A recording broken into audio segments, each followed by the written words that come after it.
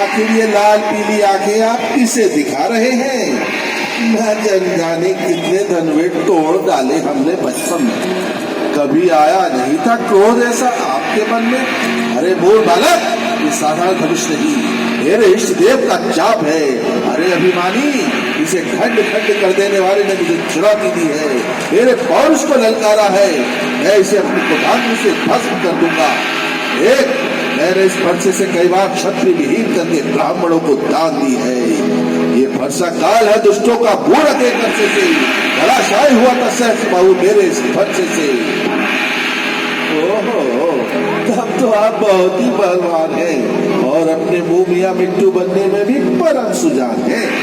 किंतु मुनिराज, हम भी कोई छुई मुई नहीं जो छूते ही कुमला जाएंगे, ओस की बूंद नहीं जो धूप ढलते ही ढल जाएंगे।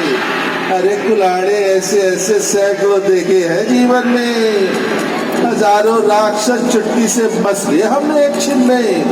भलाई घुड़कियों से आप भी हम खौफ खाएंगे? डराते हो तो क्या वास्तव में डर ही जाएंगे।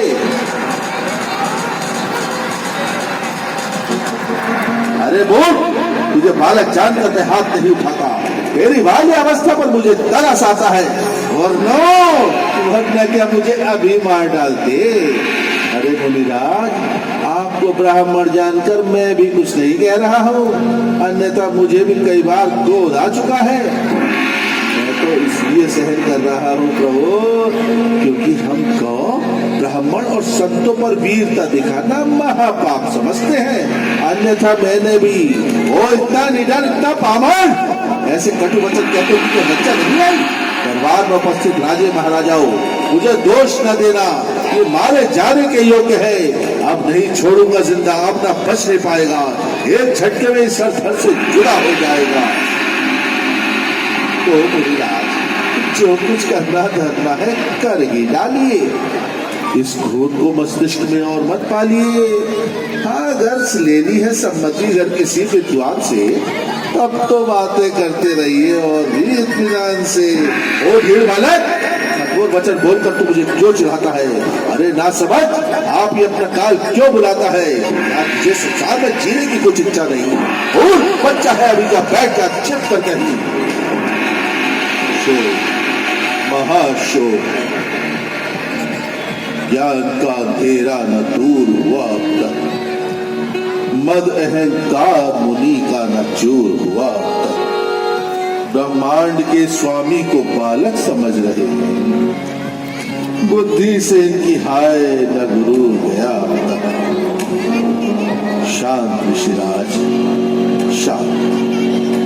बालक पर क्रोध करना साधु का धर्म नहीं, इस प्रकार लड़ना ब्राह्मण का कर्म नहीं। विश्वामित्र जी, ये बालक अधर्मी और दम्भी है, इस पर दया करना विषैले सांप के बच्चे पर दया करना है। किंतु आपके कहने से इसको क्षमा किए देता हूँ, अन्यथा इस कठोर फरसे से काटकर गुरु रूप से मुक्त हो जाता। अरे क्रोध का पारा इतनी जल्दी नीचे आ गया? ना ना मुनिराज, सांप के बच्चे को कभी क्षमा मत कीजिएगा, वो काटने से बाज नहीं आएगा, मौका पाकर डस ही लेगा। ये फरसा उठाइए, और माता पिता से तो आप पहले ही ऋणमुक्त हो चुके हैं, लगे हाथों गुरु से भी ऋण हो लीजिए। ये बोला, मेरा भी तो बीच घोला। मैं कहता हूँ चुप रहे, कतरनी से चलने वाली जुबान को काबू में रख, नहीं तो मेरे हाथ से आज तो मृत्यु का आलिंगन करेगा। महात्मा, शांत हो जाइए, बच्चों की बातों पर ध्यान न दीजिए। हम है बालक, न हमें क्रोध दिखाओ भगवान। भूल जो हमसे हुई तो हमको बताओ भगवान। भूल तूने नहीं इसने की है, मेरा अपमान किया है, मुझे चुनौती दी है। मैं दशरथ पुत्र अपने अनुज लक्ष्मण की समस्त भूलों को अपने ऊपर लेकर आपसे उनकी क्षमा मांगता हूँ ऋषिवर। ओ, तो ये तेरा अनुज है, तू शीतल और ये गर्म, तू कठोर और ये नर्म, तू मीठा और ये कड़वा, तू लज्जाशील और ये बेशर्म। राम, बाहर से तो ये गोरा है, अंदर से काला है, दिखने में तो अकुचल है, पीने में किसका प्यारा है। ऐसा मैंने क्या कह दिया मुनिराज, आप तो व्यर्थित क्रोधित हो रहे हो। अगर जर्जर और पुराना धनुष टूट गया तो क्या पुनः जोड़ा नहीं जा सकता? अरे किसी योग्य कारीगर को बुलवाकर जुड़वा लीजिए, अब क्रोध को ठूक दीजिए और इधर उधर दौड़ते दौड़ते पैर टूटे होंगे, आसन ग्रहण कीजिए। देखा रहा तेरा ये भाई व्यंग्यालों से मुझे आहत कर रहा है और अंगूठा दिखा दिखा कर मुझे चिढ़ा रहा है। नहीं सह सकता ये अपमान, बहुत भगभग कर चुका है, अपने आपे से निकल, निकल बालक के परलोक के रास्ते पर चल। बालक पर कृपा कीजिए, इतना क्रोध करके मन को क्लेश ना कीजिए। ये तो नासमझ है। आप तो समदर्शी, सुशील, धैर्यवान और ज्ञानी, छोटा बच्चा और सेवक जानकर इसे क्षमा कर दीजिए। अरे शट, ये तेरा भाई तेरी सम्मति से कटु वचन बोलता है और तू हाथ जोड़कर क्षमा मांगने का छाव लगता है। अरे शिवद्रोही, छल कपट त्याग कर मुझसे युद्ध कर, नहीं तो मैं तुम दोनों को मृत्यु के घाट उतार दूंगा। उतार दीजिए, उतार दीजिए, हम दोनों को भी मौत के घाट उतार दीजिए, ताकि समाज की सुरक्षा करने वाला एक भी क्षत्रिय जीवित न रहे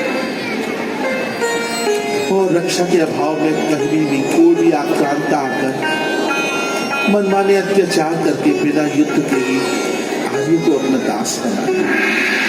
मुनिराज, जिस उपलब्धि पर आपको गर्व है ना, अपनी जिस महानता कृत्य को आप ऊंची आवाज में सबको सुना रहे हैं, उसने हमारे समाज का कितना अनर्थ किया है, कभी आपने सोचा है?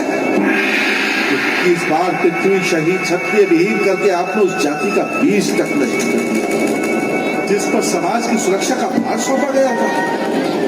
जब क्षत्रिय ही नहीं होंगे तो कौन करेगा ब्राह्मण, वैश्य और शूद्रों की रक्षा? बोलिए, कोई उत्तर है आपके पास?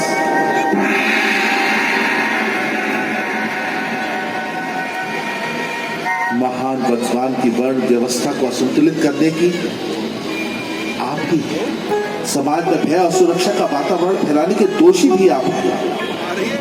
ईश्वर, क्षत्रियों के अधीन पृथ्वी को छोटे छोटे टुकड़ों में ब्राह्मण को दान देना क्या उचित था? वेद, शास्त्रों, पुराणों और उपनिषदों का ज्ञान बांटने वाले ब्राह्मण क्या उस भूभाग को आक्रांतों से बचा पाएंगे? शांति और अहिंसा के पुजारी अपने अधीन स्त्री, बच्चों और बुजुर्गों को सुरक्षा प्रदान कर पाए? शास्त्र पढ़ाने वालों के हाथ शस्त्र नहीं उठा सकते महात्मा। उसके लिए शारीरिक बल और प्रशिक्षण की आवश्यकता होती है। और अब जब हम समाज के कर्णधार उसके ओर देख रहे हैं, तो आप शीघ्रातिशीघ्र उसे नष्ट करने को उतारू हैं। आप फिर एक बार भूल दोहराना चाहते हैं तो वो मुझे और मेरे भैया को भी अपने फरसे का निशाना बनाना चाहते हैं।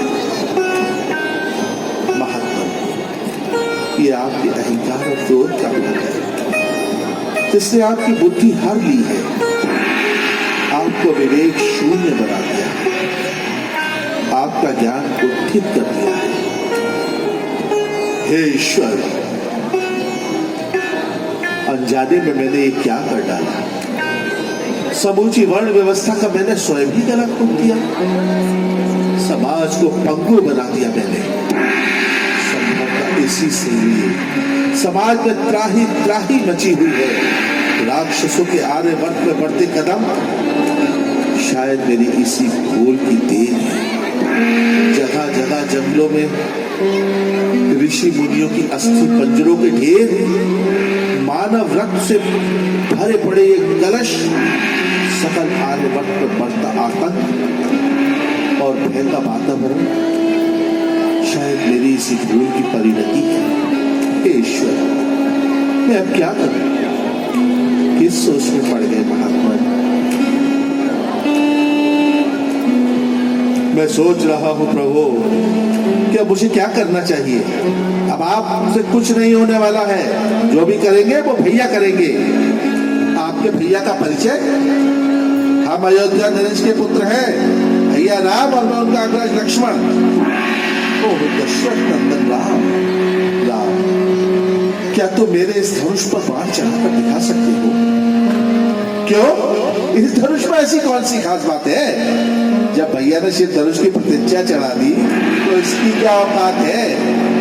अच्छा, तो लो राम, इस धनुष पर ये बाण चढ़ाकर दिखाओ। प्रयास करके देखता हूं।